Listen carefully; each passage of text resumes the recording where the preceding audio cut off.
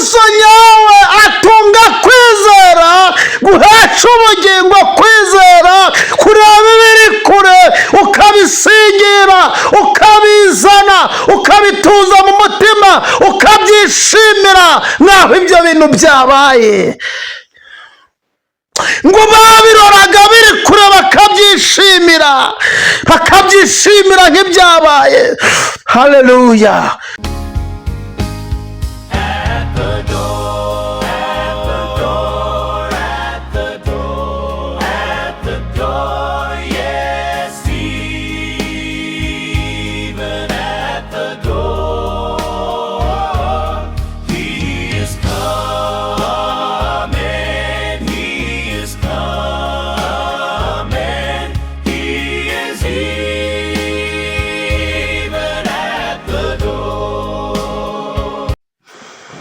Imana ishimwe, Imana ihabwa icyubahiro.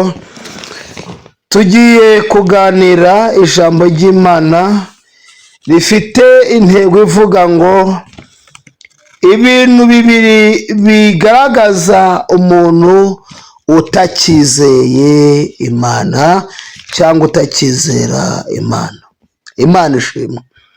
Ibintu bibiri biranga umuntu utakizera Imana. Yohana ibice 14 umurongo wa 11 aranditse ngo nimunyizere mwemere ko ndi muri Data na Data akaba muri nge, ariko rero nimutizezwa n'ibyo mvuga, munyizezwe n'imirimo nkora ubwayo. Imana ishimwe. Haleluya. Dusomye ijambo ry'Imana mu butumwa bwiza uko bwanditswe na Yohana ibice 14 umurongo wa 11. Ni inkuru ya Yesu yaganiraga n'abigishwa be. Ntabwo turi buhere haruguru, ndashaka kugaruka kuri uyu murongo kugira ngo dukuramo intego, tumenye n'icyo turi busengere. Imana ihabwa icyubahiro.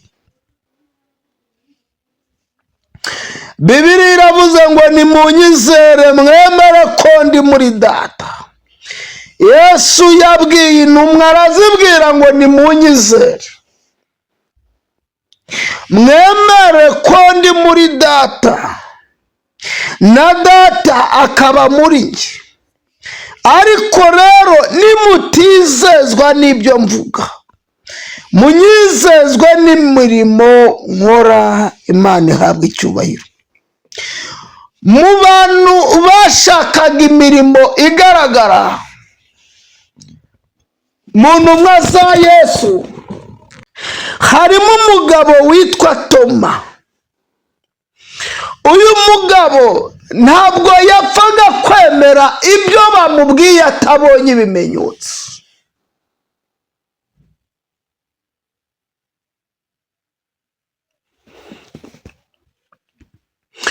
Yesu arababwira ngo nimunyizere mwemere ko ndi muri Data na Data akaba muri nge,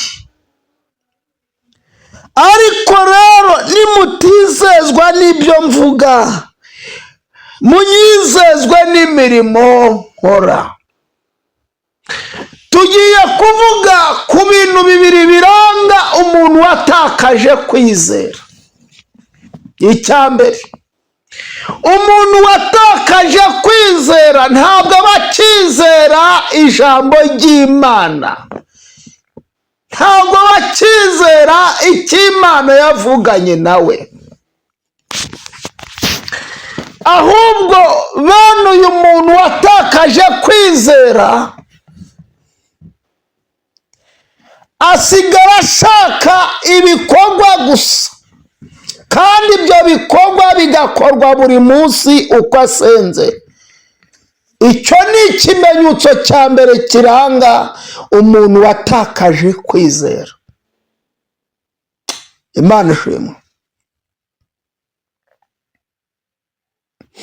Iyo dusomye Bibiliya dusanga umugabo bita Habakuki yanditse ijambo rikomeye, aravuga ngo naho imitini itatoha, inzabibu ntizera imbuto, aravuga ngo nta kabuza ko nzishimira Uwiteka. Imana ishimwe. Ntabwo Habakuki yavuze ngo ariko Uwiteka we, maze igihe nakubona, maze igihe najya mwiyerekwa, ngo kugira ngo menye ko turi kumwe n'ukumanza wankorera iki ngiki. No. Hari ukwizera gukiza ubugingo.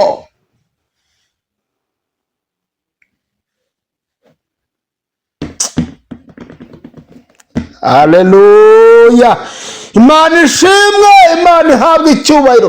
Hari ukwizera gukiza ubugingo, ariko umukristo wese ategetswe kugira, byanga byakunda, utegetswe kugira uku kwizera gukiza ubugingo.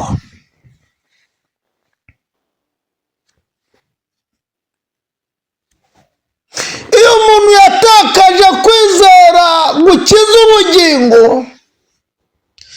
asigarana gushaka imirimo gusa.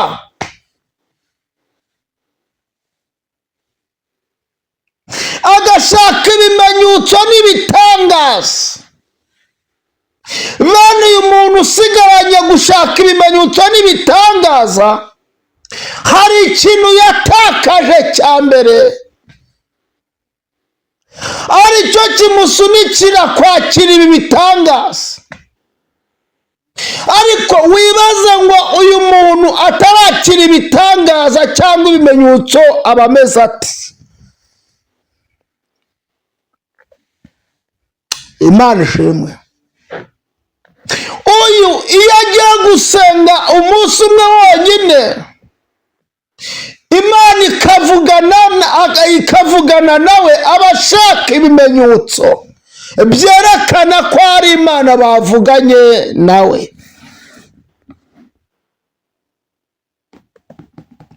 Haleluya.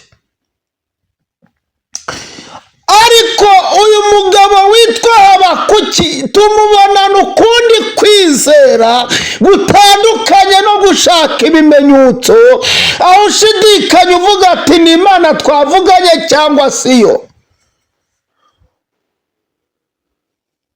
Niba hari indwara abakristo barwaye, ni ugushaka ibimenyetso byerekana cyangwa bigaragaza ko ari Imana bavuganye nayo. Bivuze iki? Bivuze ngo Imana warayitakaje ntayo igifite, usigaye uyishakira mu bimenyetso n'ibitangaza ngo urebe ko ariyo mwavuganye. Yesu yanditse ijambo rikomeye, yavuze ijambo rikomeye, aravuga ngo mbese ubwo Umwana w'umuntu azagaruka, azasanga kwizera kukiri mu isi. Iryo ni ijambo rikomeye abantu badaha agaciro, ariko ndagira ngo utangarize ngo ukwizera kwa benshi kuzashiraho. Kubera iki? Muri iki gihe hari ibintu abantu bari kugenda batakaza by'umumaro, bari gutakaza kwizera guhesha ubugingo, bagashaka kugira ngo batunge kwizera kuzana ibirayi n'imyumbati n'imyenda n'imyambaro. Ukumva umuntu agiye gusenga mu cyumba cy'amasengesho, haravuze ngo Mana, ngo nudakora ibi ngibi ngo nzamenya ko atari wowe twavuganye. Imana ishaka ko abantu batunga kwizera kudaturuka ku bimenyetso n'ibitangaza. Reka mwibutse amagambo yavuzwe n'umubwiriza. Umubwiriza yaravuze ngo hari igihe cyo kubiba, hari n'igihe cyo gusarura, hari igihe cyo kurya n'igihe cyo kugira gute cyo kutajya. None nugera mu gikombe cyo kutajya uzabeshwaho n'iki kandi warigeze kujya? Imana ishimwe. Habakuki yari umuhanuzi ukomeye, aza kugera mu cyiciro cy'uko Imana itakimuvugisha. Bigeze aho akura ineza y'Imana bavuganye kera, aravuga ngo ndayibutse. Haleluya. Havuga ngo naho imitini itatoha, inzabibu ntizera imbuto, ngo ntakabuza ko nzishimira Uwiteka. Yesu nawe abwira intumwa ze, arazibwira ngo nimunyizere, mwemera ko ndi muri Data na Data akaba muri njye, ngo nimutizezwa n'ibyo mvuga, mwizezwe n'ibyo ngira gute nkora. Ariko ndashaka kubabwira ikintu cya mbere, ni ukwizera ijambo ry'Imana, ni ukwizera icyo uvuganye n'Imana, aho kwizera ibimenyetso n'ibitangaza. Bible mu gitabo cy'Abaheburayo iravuga ngo abo bose bapfuye bakizeye batarahabwa ibyasezeranijwe, ngo babiroraga biri kure bakabyishimira, ngo nicyo cyatumye Imana ishimwe. Aba nabo bari bafite kwizera guhesha ubugingo. Kwizera guhesha ubugingo ntabwo gushaka ibimenyetso n'ibitangaza. Bizera iyo bavuganye. Haleluya. Kwizera guhesha ubugingo, hari ibyo bemera guhomba kugira ngo basingire ibiri imbere. Kwizera guhesha ubugingo, hari ibyo tutabona ariko ukizera ibiri imbere. Imana ishimwe, Imana ishimwe. Kimwe mu bintu bigusha abantu ni uko ngo batinzwa n'iby'Imana yavuganye nabo. Iyo bitinze baragwa, iyo bitinze basubira inyuma. Nibyo koko, iyo bitinze turagwa. Ariko ndagira ngo dufatanyirize hamwe kugira icyifuzo gikomeye cy'uko twatunga kwizera kurenza ibintu Imana yatubwiye izadukorera. Ntabwo munyumvisha.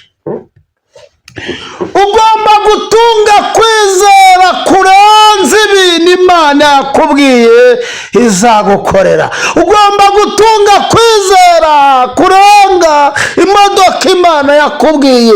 Ugomba gutunga kwizera kurenga inzu Imana yakubwiye. Ugomba gutunga kwizera kurenga abana cyangwa umugabo cyangwa Imana yakubwiye. Imana ishimwe.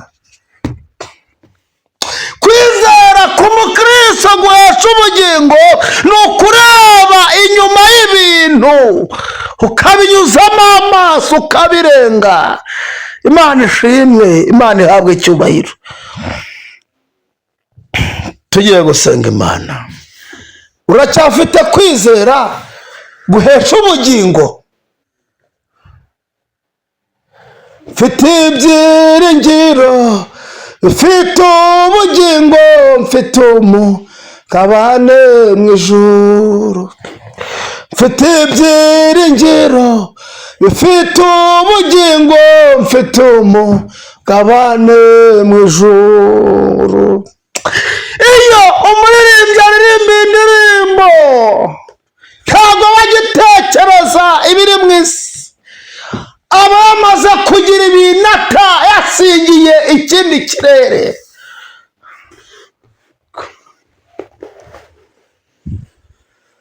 Ugomba gutunga kwizera guhesha ubugingo. Kwizera guhesha ubugingo Imana ishimwe. Nyura mu misozi, nyura mu mataba, aho hose niko harushya umutima. Nsaba Uwiteka kugira ngo amfashe, Uwiteka nawe natinda kunyumva. Igitangaza pe, bishimiraga ijuru naho ijuru bakabona ryabegereye, bakabona uwo munsi wageze. Imana ishimwe, Imana ihabwe icyubahiro. Haleluya. Mwongere mukomere, mwongere musubiremo imbaraga, mwongere mugire ibyiringiro. Mu mwaka w'2000 bakwije igihuha baravuga ngo Yesu agiye kuza. Iwacu nabonaga abantu bava mu kabari bagatonda umurongo bakerekeza aho batiriza mu migezi bakajya kubatizwa batarize n'igice. Baragenda urugendo, babona umwaka urarangiye, babona undi uraje, Yesu ntabwo aje. Bari barashinze korari, iyo korari hiti irima. Kubera iki? Hari ibintu bizeye, ariko hari no kwizera batari bafite. Ntabwo bari bafite kwizera guhesha ubugingo. Kwizera guhesha ubugingo ntabwo kubara imyaka umaze. Iyo umaze 50 ubona nk'umaze umunsi umwe cyangwa ukwezi kumwe. Kubera iki? Ufite kwizera guhesha iki? Guhesha ubugingo. Imana ishimwe. Iyo ufite uku kwizera ntabwo uba ugitekereza ngo ariko imyaka maze nsenga. Hoya, ubona iyo myaka ari mikeya, ubukurura ibiri imbere ukabona biragusingiriye, ukabona biri hafi yawe. Imana ishimwe. Haleluya. Mbifurije kugira kwizera guhesha ubugingo.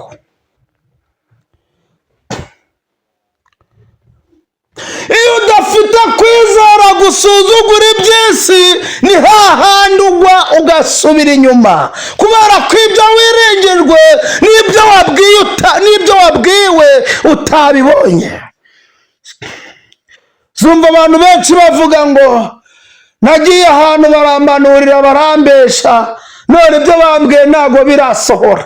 Ugomba gutunga kwizera kuruta ubwo buhanuzi baguhanuriye.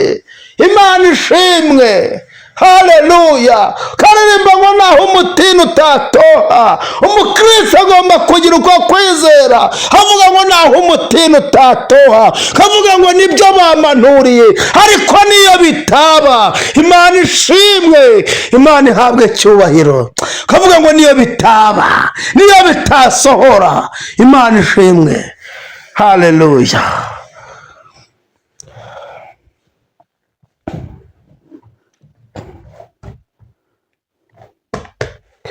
Kimwe mu kintu gituma abakristo bagwa ni uko bahura n'abapasiteri bahora babiringiza ibintu by'isi gusa bidafite ubugingo. Barakubwira uruganda, nibyo uruganda uzarubona, ariko uteganya ko n'ubwo ruganda warugira rugashya ugasubira uko wari umeze. Umunsi rwahiye uzabigenza ute? Uzabyifatamo ute? Kubera ko hari ibyo wizeye bizatuma usubira inyuma, bizatuma ucogora, bizatuma utuka Imana, bizatuma wivovota. Ariko reka nkubwire, Yobu yari afite kwizera guhesha ubugingo. Aravuga ngo ibi bintu ni Imana yabimpaye, navuye mu nda ya mama nambaye ubusa, nzasubira mu isi. Haleluya. Imana ishimwe.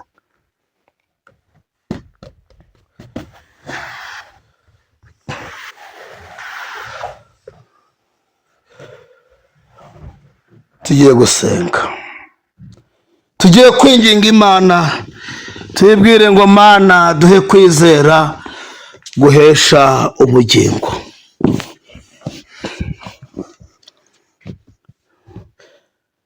Kwizera guhesha ubugingo. Ese uragufite?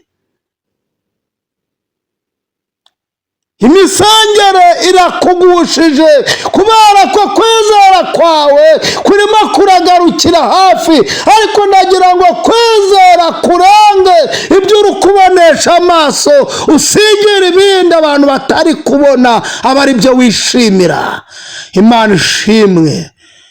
Hagiye muri korari uyikunze, ariko korari irakugushije. Nagira ngo ugire kwizera kurenza ibyo uri kubona muri korari, gusingira ibiri inyuma ya korari. Imana ishimwe. Tunga kwizera guhesha ubugingo. Imana ihabwe icyubahiro. Kwizera guhesha ubugingo, gusuzugura iby'isi. Kwizera guhesha ubugingo, gusuzugura ibihanurwa by'umubiri. Kwizera guhesha ubugingo. Haleluya. Imana ishimwe. Imana ihabwe icyubahiro. Mana rurema ndagushima, wabonetse muri Yesu, dore urukundo rwawe rwinshi, wakunze twebwe abangizi. Mana watanze umwana wawe ngo adukirishe amaraso ye. Mana watanze umwana wawe ngo adukirishe amaraso ye. Nge nguhimbaza mwami Yesu, kuko wangiriye ibambe kandi wamfiriye ku giti, unkuraho ibyaha byanjye. Muvunyi wanjye ndagushima, ndakwihaye mbuwawe rwose. Muvunyi wanjye ndagushima, ndakwihaye mbuwawe rwose. Wasize ubwiza bwawe bwose yo, wari ufite w'imanire, umbera inama n'igitambo, utwara ibyaha by'abantu we. Wasize ubwiza bwawe bwose, wari ufite w'imanire, umbera inama n'igitambo, utwara ibyaha by'abantu. Gukundira mukunzi wanjye ibyo wanyisuriye byose. Gukundira mukunzi wanjye ibyo wanyishyuriye byose. Urwo rukundo rwawe rwinshi rujya runangaza cyane, uko nagiriwe ubwo buntu, usumba byose akampfira. Reka ngukunde mwami Yesu, iminsi yose ngushimishe. Reka ngukunde mwami Yesu, iminsi yose ngushimishe. Imana ishimwe.